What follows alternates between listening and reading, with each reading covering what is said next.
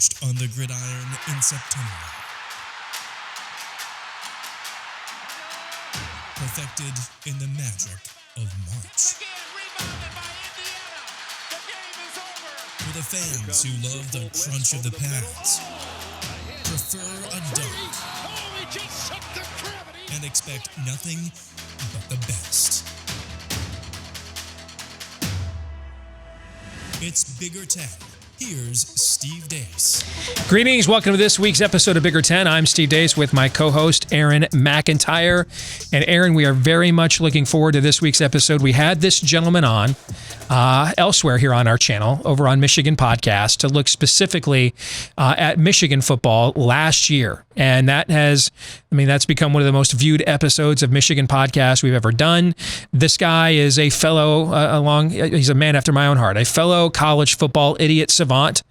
And we look forward to going through his Big Ten previews and predictions. It just kind of makes it feel like there's going to be a season and it's drawing nigh. It makes it feel a little more official, right? Yeah, yep. And you brought in one of your already looked at copies of, I think it's Lindy's. Yeah, Lindy's, yeah. And I've been pouring over that a little bit as well. So it's a weird season, a weird year. Obviously, we've been saying that out the wazoo, but it does feel like actual football is going to be played. So that's a good thing. Hey, 6 months ago or 5 months ago, Kirk Herbstreit said, no way we were playing. Last week he said, yeah, I think we're going to be playing. So that's some anecdotal positivity right there, if nothing else. Let's bring him on. Brett Ciancia is here with us from Pick 6 Previews on Bigger Ten. And Brett, it's good to have you back with us again this year. Steve Dace here. How are you, man? Hey, Steve and Aaron. Yeah, thanks for having me back on. Hunkered down for 6 months from December till June, writing this preview book, and then once it hits the shelves, it's radio season and podcast season. So 60 shows so far, and I'm excited to be back on this one. This was a huge one for me last year. You guys had me on the Michigan Podcast and really kicked off my tour last year, so I appreciate it. Well, that's great, and I think how I described your preview last year is imagine a Phil Steele's college basketball or college football preview that was readable. I mean, I love Phil. I've interviewed him several times. I love his book, but man, I don't know if he does 5-point font Sanskrit, okay? But what Phil became successful doing is, well, first of all, he was the first magazine to do stuff from a betting angle, but secondly, he put a magazine together that if you were a fan, you'd want to know this data, right? You'd want to know these trends, what we call now advanced analytics and stuff like that. And that's what I love about what you do at Pick 6 Previews, Brett, that this is clearly something done by a fan for the fans, meaning that you're not here necessarily, hey, yeah, I can get a quote later or an exclusive from this coach because I featured him in my magazine, and none of that. This is really just, for me as a fan, what information would I want? Would I be looking at to get the most informed view I could? And you really sense that that's the approach you take with this. Yeah, thanks again for that high praise. I think you nailed it right on the head of what my goal was with this. I'll be honest, I'm a numbers guy, I'm a data guy, first, but I'm also a football guy, and I want to really mesh the two together. I think what other magazines might excel at is some advanced analytics, you're right, but it does get kind of boring to read about how Michigan is 0.125x in whatever acronym you want to call it. What I do with my book here is I do have the analytics on the left side of the page. I have some very visually appealing graphics, but on the in the text, I make it very readable. I put it back into readable terms.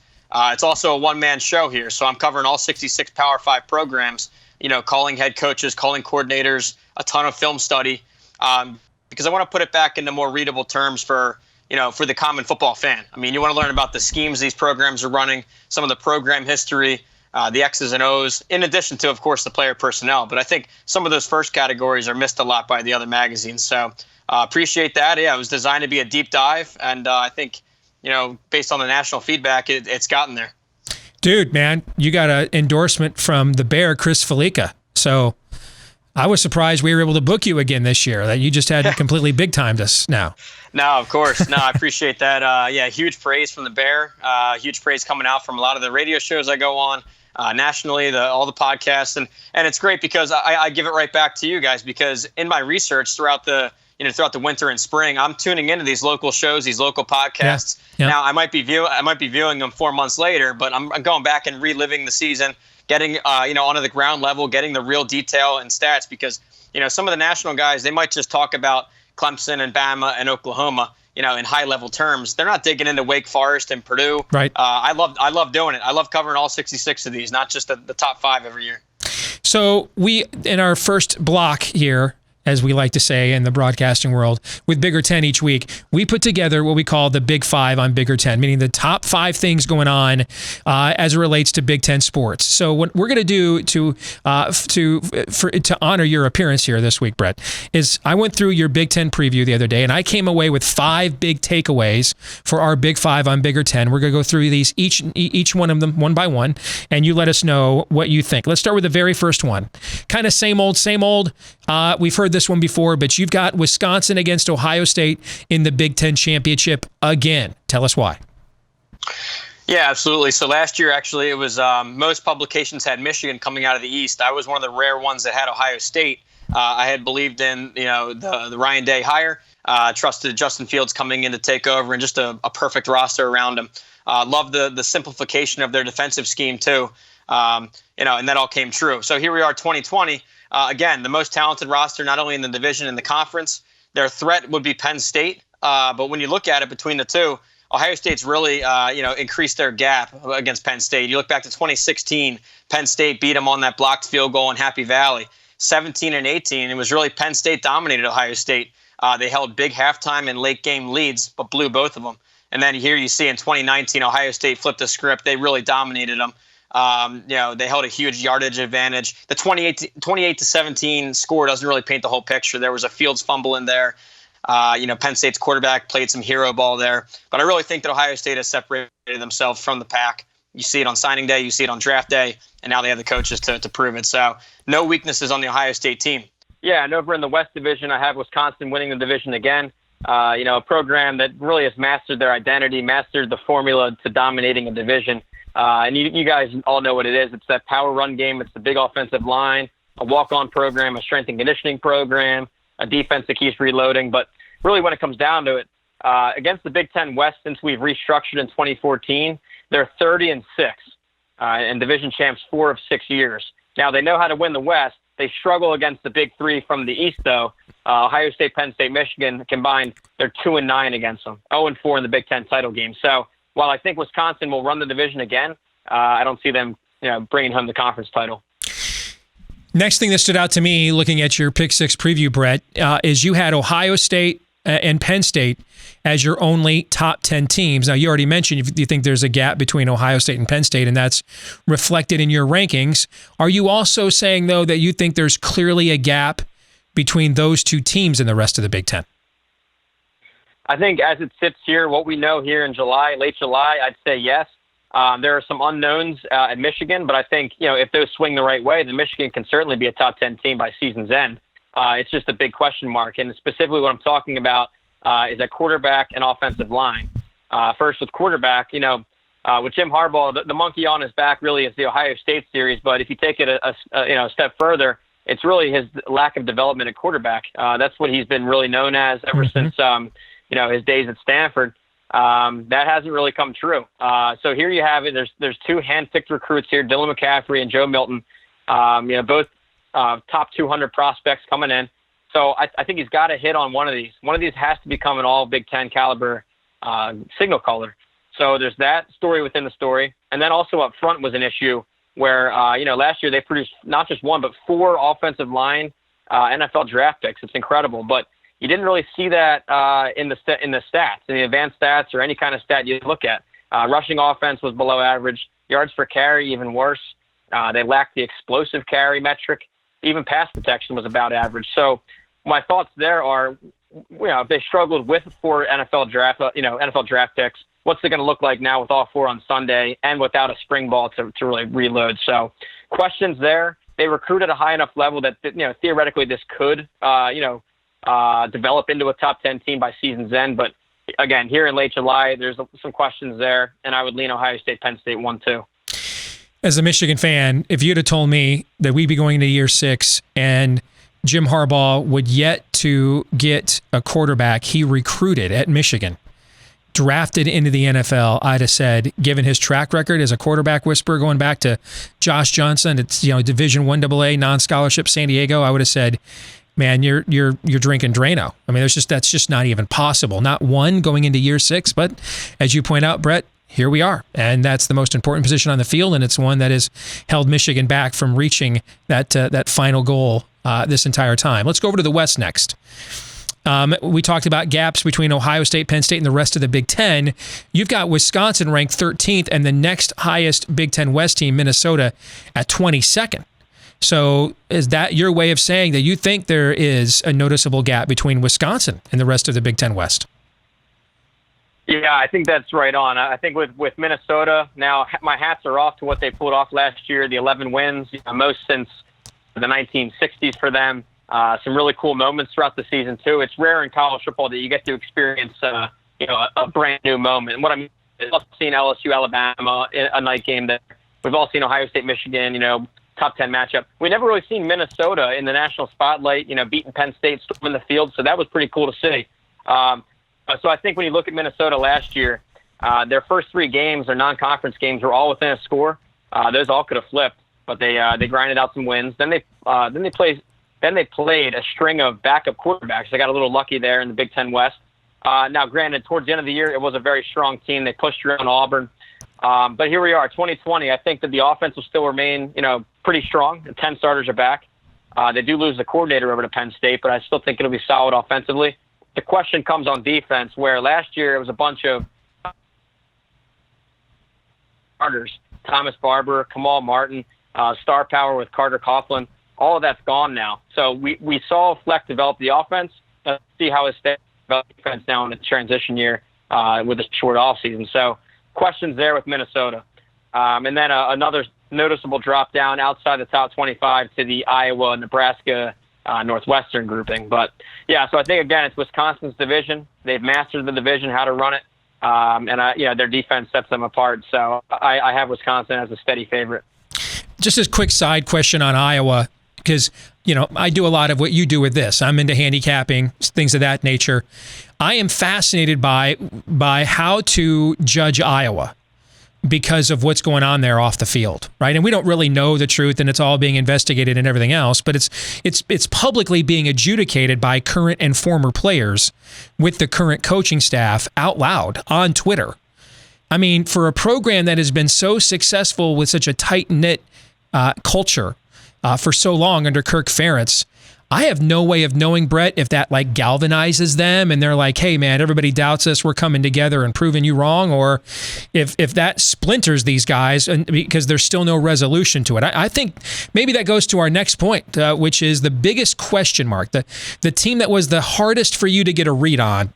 Iowa, I think, is that team for me, for those reasons I just mentioned, with how the social unrest has spilled over into its program. And I have no idea. Who knows how 18 to 22-year-olds will react to that, right? But what was it for you? When you were putting together the Big Ten portion of your preview, who did you have the hardest time wrapping your mind around?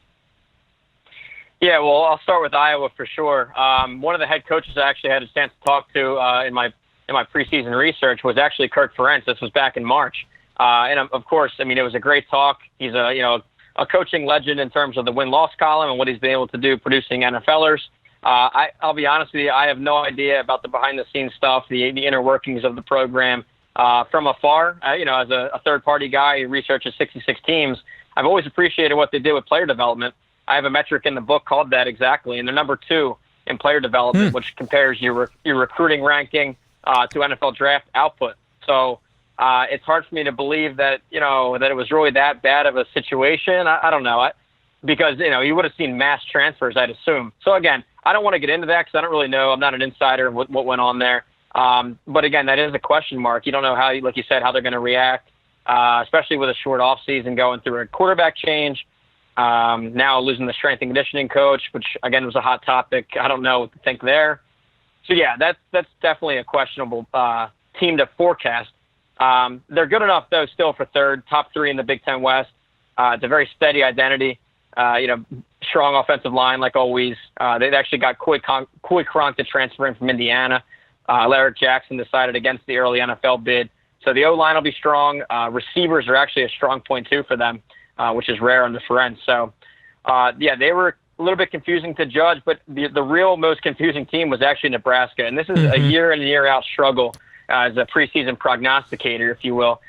Because they recruit better than any program in the Big Ten. But West. They have so much attrition, Brett. They are losing guys. Oh my gosh, constantly, including. And we're talking Frost recruits. They're losing these guys all the time.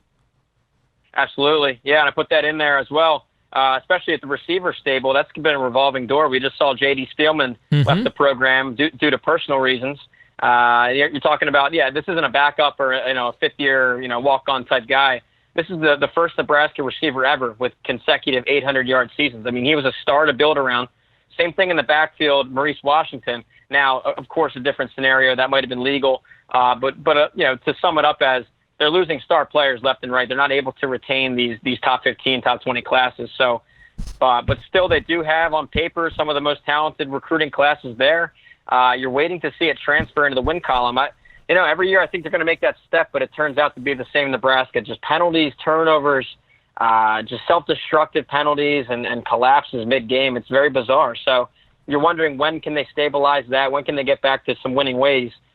Maybe it's the third year under Frost. Maybe it's not. So they're a true wild card. I had to put them fourth because they could finish second or they could finish sixth. I don't know where to place them, really. Final thing I wanted to ask you about here. A big part of how I do my preview every year is a projection of how the season will turn out. And so we have all these schedules that are now up in the air. I saw yesterday Tony Barnhart, the longtime Atlanta Journal-Constitution, now kind of retired, but still around and connected to the SEC college football writer, said he thinks that down south they're going to go 8+1, meaning they're going to stick with 8 conference games. Then everybody's allowed to add one regional non-conference game like at Clemson, South Carolina, Florida State for in-state rivalries, and they think the ACC, Big 12 will follow suit. Big 10 and Pac-12 have already said they're doing conference only, but the Big 10 is supposed to unveil a whole new conference schedule maybe as soon as later this week.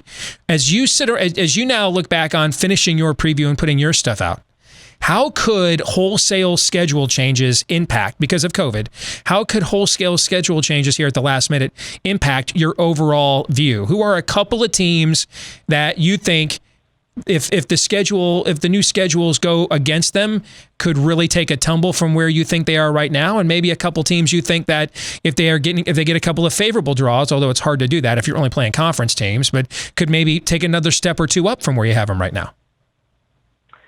Yeah, it's interesting. I mean, we never had an off season like this. I'm sure everyone's heard that. They're tired of hearing it. But, one of the key things I had coming in usually is spring games. I watch those every spring game I can get my hands on, not to see if red beats white, but to see the incoming freshmen, the early enrollees, the rising starters, the new schemes, everything. So without that research tool, I had to lean a lot more heavily on program continuity, coach continuity, returning starters, returning production, those kind of numbers.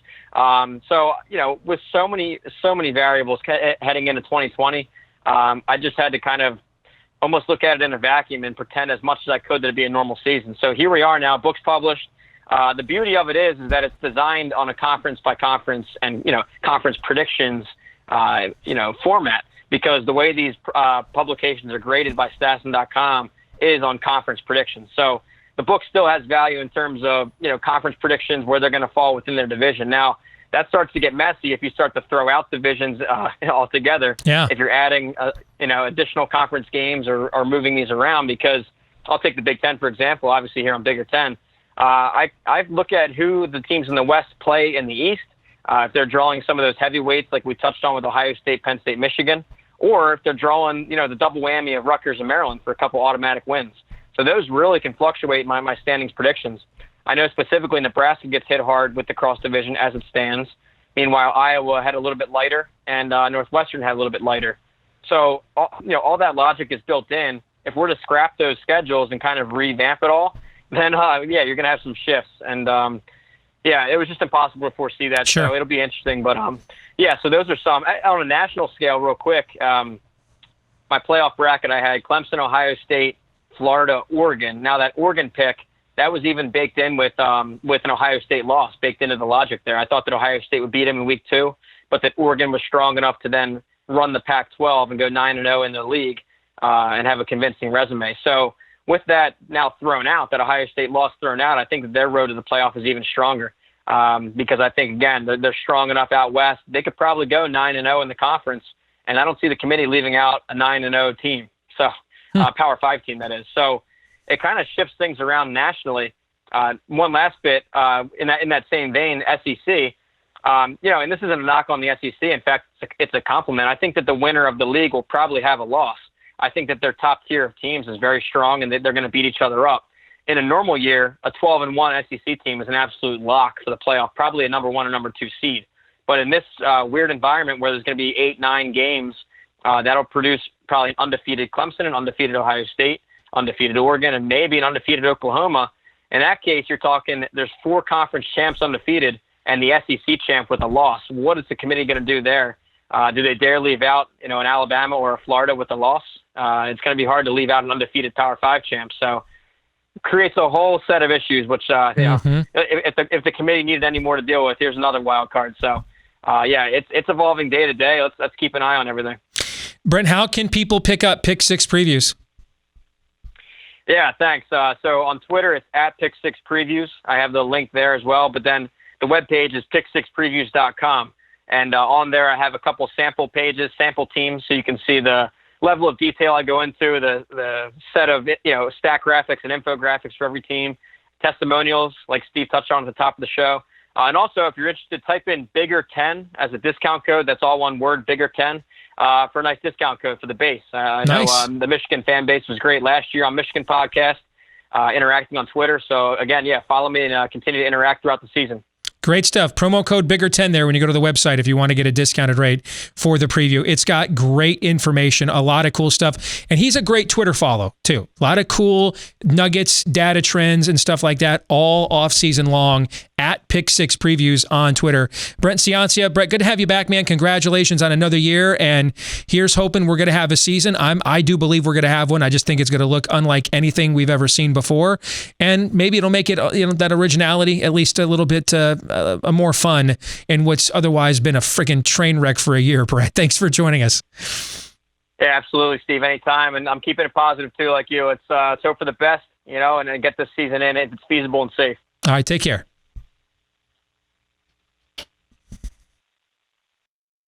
Bigger10 is brought to you by Michigan Podcast. If you like what you're hearing today and would like to support us, head on over to Patreon, patreon.com/Michigan Podcast, where if you live somewhere where sports wagering is illegal, you can find Steve's picks for various games for just $5 a month. In the process, you can say thank you for creating this podcast on YouTube or via podcast, wherever you listen. Patreon.com/Michigan Podcast.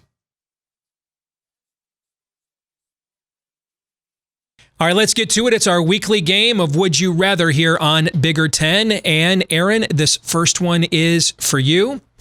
Would you rather find out now as a fan that one of your favorite team's best players tested positive for COVID, and you don't know, though, the prognosis, or sweat it out during the season, hoping they don't get test or don't ever test positive before the biggest game of the season? Which of these scenarios would you prefer as a fan? So I'm not trying to be coy here. What do you mean by prognosis? Meaning that you don't know, are they going to be hospitalized? Gotcha. Okay. Just what is it asymptomatic? All you know is that they may test positive right now, but you don't know what will happen to them. Mm-hmm. This is another way of saying, based on everything you know about the data for COVID-19, which of these two scenarios do you think you're probably, from a fan perspective, do you think you're probably safer with? Without question, testing positive right now for sure, because there's still a season that's another couple of months away, or we're actually getting closer to a month away, a month and a half away, something like that. Definitely would rather have it now, because everything we know about this virus is there's a better chance of that player getting serious implications by being struck by lightning almost. I'm exaggerating, but being struck by lightning, at the very least, a motorcycle accident, or a motorcycle accident, than having serious complications from this virus. So that, without question, I would rather have them test positive now, knowing that they're not going to have another positive test later on in the season before you play your biggest game of the season. Get that out of the way now, which is why. What did Trevor Lawrence test positive? I can't remember. We don't know. 54 players on the the two teams that played for the national championship last season. LSU and Clemson, a combined 54 players tested positive well over a month ago. And I've not heard a single story about a hospitalization or an intubation, let alone tragically a death among any of those 54 players. Have you? But the coaches. Indeed. All right. Next one is for you. Would you rather play Ohio State twice, this being to you as a Michigan fan, if it meant you had a better chance of making the Big Ten championship, or play them once and have no chance at all? So what you're really asking me is how much faith do I have if we played them twice, we could win at least one of them, really, right? I would rather play them twice than play them once. Because I do think the randomness of COVID injuries, things of that nature, tendencies that you pick up on, overconfidence maybe with the same group of players. You know, it's one thing, well, Steve, Ohio State's been crushing Michigan for 15 years. They haven't shown any problems with overconfidence yet. That's true, but those games are also 365 days apart. You know what I mean? Yep. So there's plenty of time to get your dander on, to get your hate on, to forget about last year's laurels and remind yourself what you can't stand about that school up north if you're Ohio State. It's a little different to do it if you beat them in September and then got to turn around and do it again 6-7 weeks later, right? So I would take my chances on playing them twice. I would be in favor of playing Ohio State as a home and home this year with the specialness of the season than only playing them once. If you gave me my choice, we'd play them twice. A. B, not play them at all. Those would be my two options. Understood. All right, so this one is for you. Would you rather read Phil Steele's college football preview now or wait first to know for sure there's going to be a season? I would rather read it now. I'm a weirdo. Like the month leading up to the beginning of college football season, I almost like that better than the season. Yeah, the hype and the projections. Because, hope springs eternal Sure. during that time of the year. Nobody can hurt you. You update the rosters on NCAA football and play the season out. Yeah, nobody can hurt you by dropping a wide open pass on a game-winning drive or anything like that. Everything is fresh and new. And so I like the anticipation. I like the college football preview magazines. I like all of that stuff. So even if there's not a season, don't take this part away from me. It's weird. This is another weird thing about this season.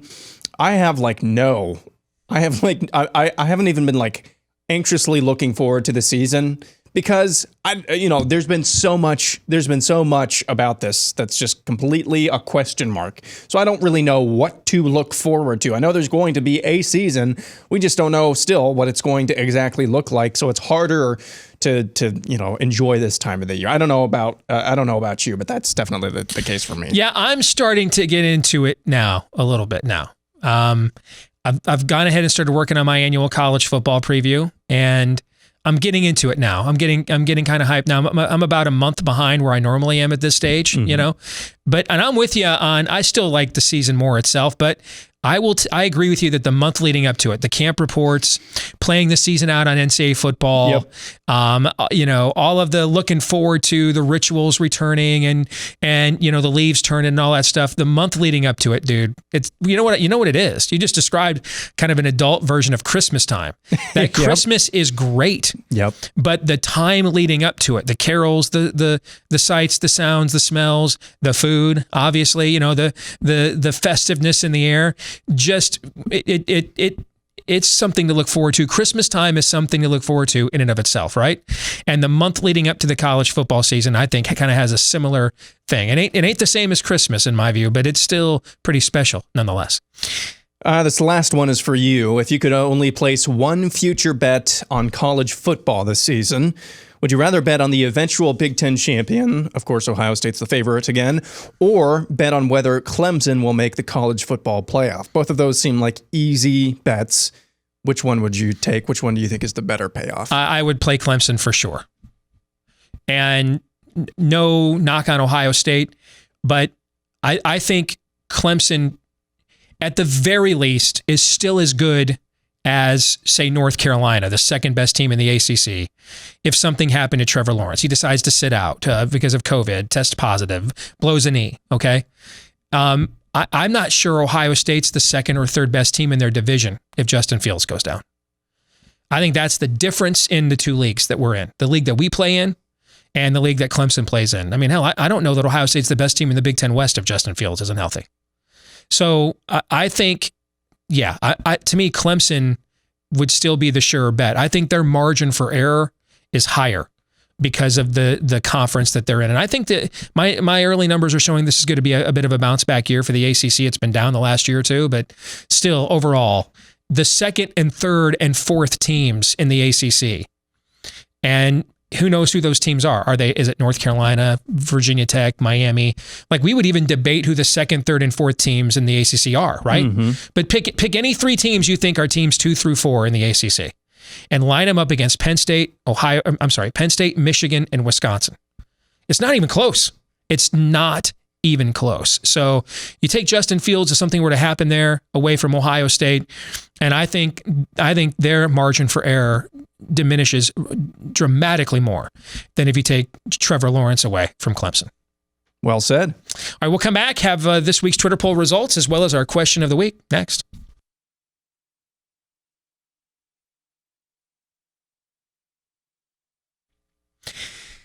This week's Twitter poll results, man, these were lopsided, Aaron. I would love to get your take on this. Would you prefer the 2020 conference-only schedule in the Big Ten include 10 different opponents or home and homes against divisional foes?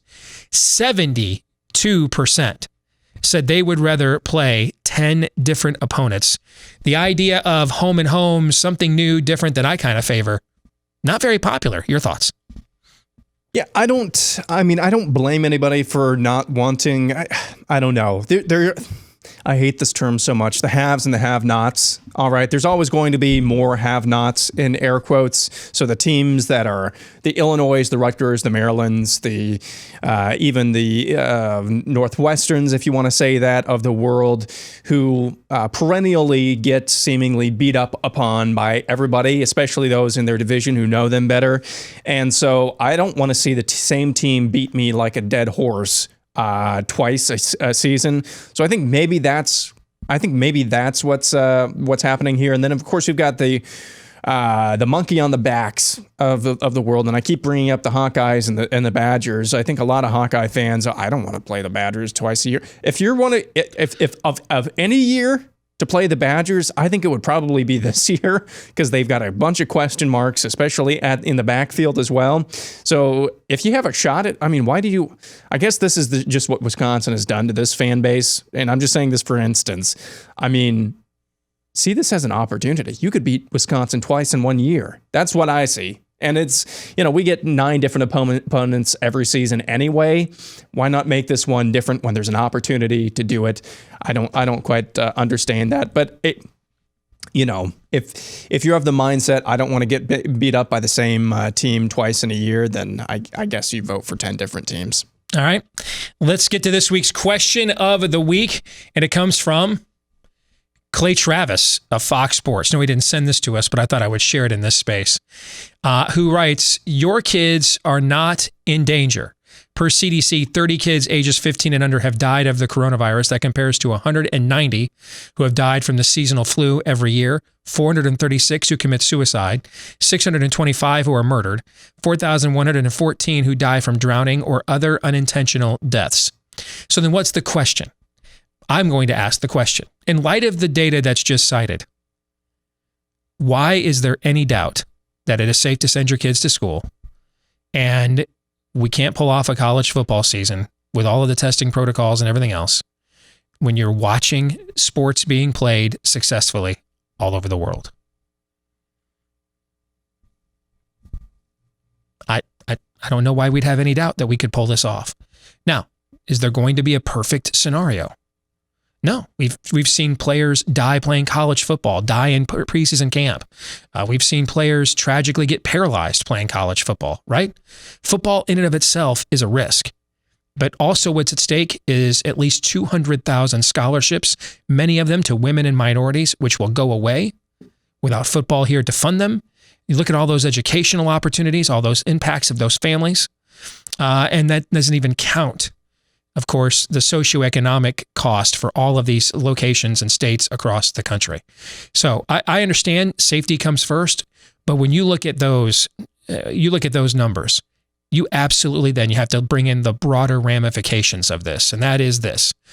there simply isn't enough lethality and danger to this virus for these age groups to justify the overall hit on quality of life canceling football would produce. Thank you for watching this week's episode of Bigger 10. We will be back at it again next week. Don't forget to follow us on Twitter at Bigger 10. Leave us a 5-star review, a like, a subscribe, a wink, a nod, whatever the platform that you watch on YouTube or listen to via a podcast will permit to give us that positive feedback. We greatly appreciate all of that. Until next time, right here on Bigger 10.